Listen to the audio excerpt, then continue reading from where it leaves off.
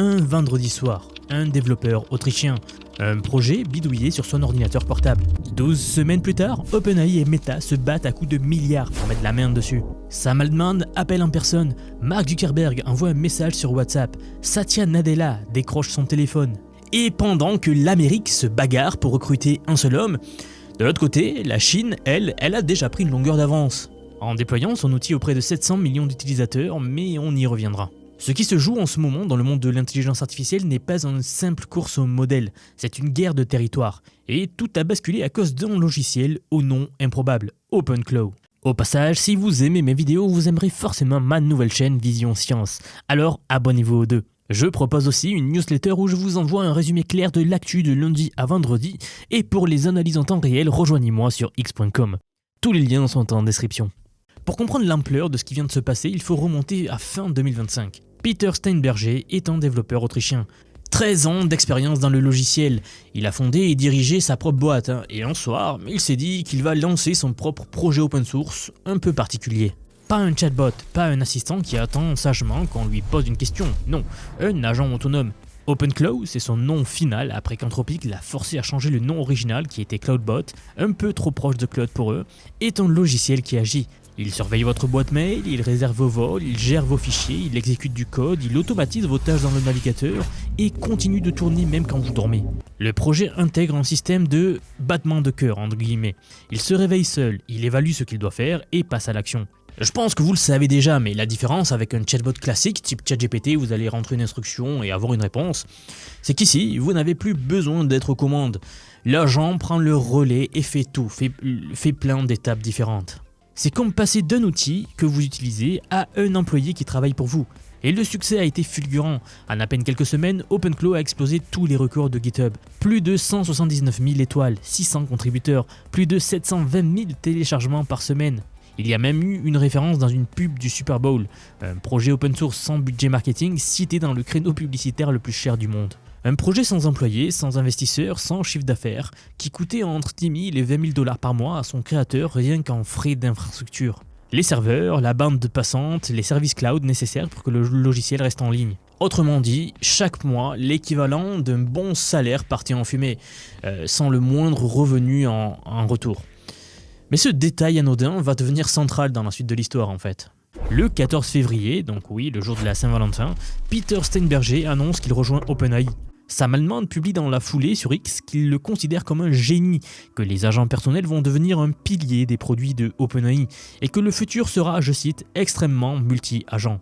OpenClaw, de son côté, sera transféré dans une fondation indépendante, open source, sous licence MIT, la licence la plus permissive qui existe, donc il autorise littéralement n'importe qui de prendre le logiciel, de le modifier et même de le commercialiser sans restriction, avec le soutien financier d'OpenAI bien sûr.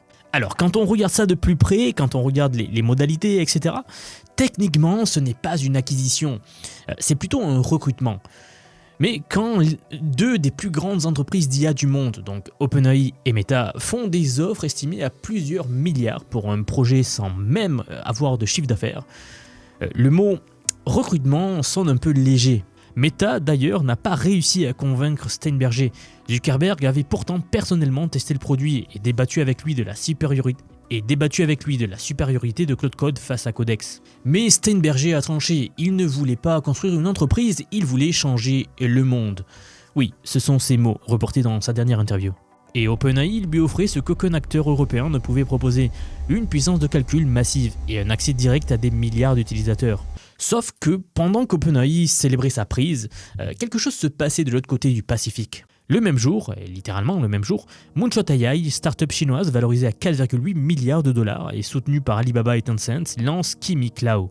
Le concept est redoutable, prendre le même framework que OpenClaw, l'intégrer nativement dans le navigateur sur kimi.com et le rendre accessible en un clic. Plus besoin d'installer des logiciels techniques, de configurer un serveur, de mettre la main dans le cambouis, vous ouvrez un onglet et l'agent est là. Persistant, actif 24 heures sur 24, avec 40 Go de stockage cloud, de quoi stocker environ 10 000 photos ou des dizaines de milliers de documents, pour conserver vos données d'une session à l'autre. Un accès à plus de 5000 compétences communautaires via Cloud Hub, et un système de recherche en temps réel qui permet à l'agent de récupérer des données financières ou des actualités, au lieu de s'appuyer sur des connaissances périmées. Moonshot a même ajouté une fonctionnalité, baptisée le Bring Your Own Claw. avec mon magnifique accent anglais, qui en gros peut être traduit par amener votre propre cloud. Donc les développeurs qui ont déjà leur propre instance OpenCloud, donc qui ont développé leur propre agent IA, peuvent le connecter à leur interface très facilement, et même le relier à leur Telegram, etc. Le timing de ce lancement n'est évidemment pas un hasard. Pendant qu'OpenAI sécurisait le cerveau, la Chine déployait le produit. Et ce n'est pas tout. Quelques jours avant le nouvel an chinois, Baidu avait déjà annoncé l'intégration d'OpenCloud dans son application de recherche principale. 700 millions d'utilisateurs mensuels. Avant, pour utiliser OpenCloud, il fallait passer par WhatsApp ou Telegram. Désormais, les utilisateurs peuvent interagir directement avec l'agent depuis l'app Baidu pour coder, organiser des fichiers, planifier leur agenda, rédiger des emails, etc. Et Baidu ne s'arrête pas là, l'intégration s'étend au e-commerce et à d'autres services. On retrouve exactement la même stratégie chez Alibaba, qui a intégré son chatbot Quinn dans Taobao et Fliggy et qui revendique plus de 120 millions de commandes traitées via une IA en 6 jours début février.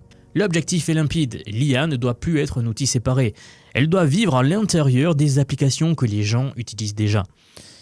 Pourtant, malgré cela, le vrai choc de cette histoire n'est pas géopolitique, il est sécuritaire quand on creuse un petit peu.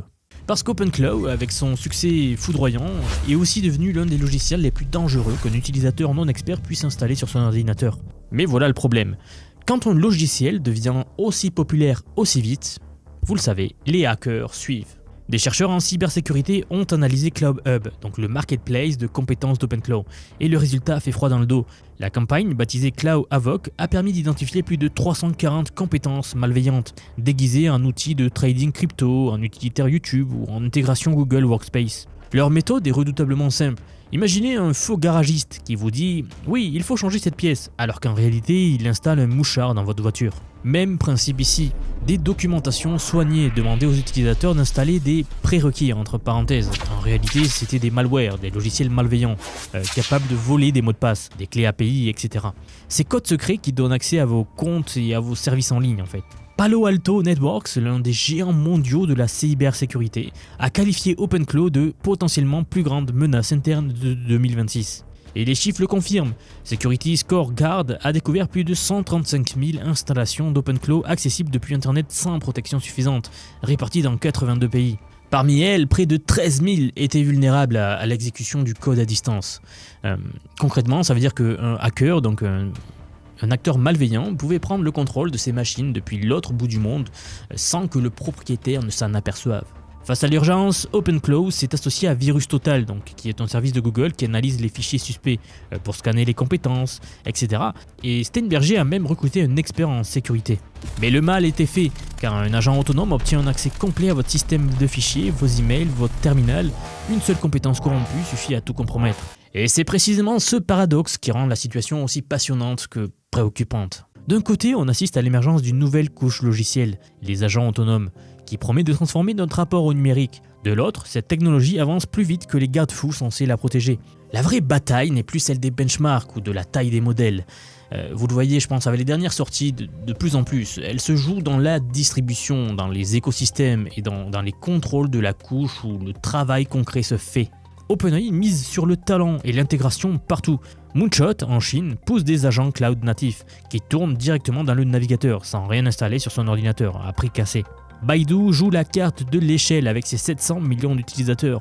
Et Meta, qui a racheté Manus pour 2 milliards fin 2025, veut transformer WhatsApp en une plateforme d'agents autonomes. Et au milieu de tout cela, un développeur autrichien qui bidouillait un projet le vendredi soir a déclenché une réaction en chaîne que personne n'avait vu venir. Ce qu'il faut retenir, c'est que l'ère des chatbots est en train de s'achever. Nous passons à la prochaine phase de l'intelligence artificielle, qui sont des logiciels qui agissent, qui réservent, qui achètent, qui envoient, qui analysent, qui décident, etc. Si vous suivez le domaine ou si vous manipulez un petit peu, ça vous allez commencer à le voir émerger de plus en plus. Et cette révolution, elle ne se prépare pas dans 5 ans, elle se joue maintenant, en ce moment même. Messieurs, dames, si vous sentez que l'IA évolue trop vite pour rester spectateur, si vous voulez comprendre comment ces technologies fonctionnent vraiment, les maîtriser et en faire un atout concret dans votre vie professionnelle et surtout personnelle, alors j'ai quelque chose pour vous. J'aimerais vous dire que depuis quelques mois déjà, j'ai construit un programme d'apprentissage unique. Je vous apprends l'IA sous tous ses aspects. C'est un parcours que j'ai créé et pensé pour vous transmettre tout ce que je sais. Alors non seulement sur les modèles d'IA comme ChatGPT, Gemini de Google, Grok de Elon Musk, Claude, etc. Je vous montre en fait et surtout la manière de les intégrer concrètement dans votre vie, dans votre travail, dans vos projets. Et ce que vous soyez salarié, indépendant, entrepreneur ou même à la retraite. Car oui, nous avons beaucoup de retraités dans la communauté et ils utilisent l'IA au quotidien. J'ai récemment sorti la plus grosse mise à jour à ce jour de la formation. Ça fait un petit moment que j'en parlais, mais ça y est, elle est là, elle est en ligne. C'est un module entièrement dédié à l'automatisation par IA, donc en utilisant N8N. Autrement dit, la création d'agents IA, donc des espèces de salariés virtuels qui vont travailler pour vous et tout faire pour vous. En somme, vous faire gagner des heures et des heures et des heures. Vous êtes déjà plus de 6 à 7 000 à avoir rejoint ce programme, donc merci pour tout ce soutien. Et enfin, sachez qu'il n'y a pas besoin d'être développeur, pas besoin d'avoir un profil technique. Je vous prends par la main et pas à pas, avec des leçons vidéo claires, des cas concrets pratiques, on voit tout ce qui touche à l'IA. Dernier point, mais pas des moindres bien sûr, si vous nous rejoignez aujourd'hui, vous aurez accès à toutes les évolutions du futur. Sans surcoût, accès illimité à vie à tout ce que je veux vous apprendre. Donc aujourd'hui, c'est un paiement unique, ce n'est pas un paiement mensuel, c'est juste un paiement unique et vous aurez accès à vie à toutes les mises à jour que je vais faire en permanence et que je fais en ce moment même d'ailleurs. Donc si cela vous intéresse, vous avez les liens en dessous de la vidéo, donc soit en description, soit en commentaire épinglé pour nous rejoindre. Dans tous les cas, moi je serai très heureux de vous accueillir dans le programme Vision IA. Si vous êtes encore là, merci d'avoir regardé cette vidéo jusqu'au bout et je vous dis à très vite pour la prochaine vidéo, à bientôt.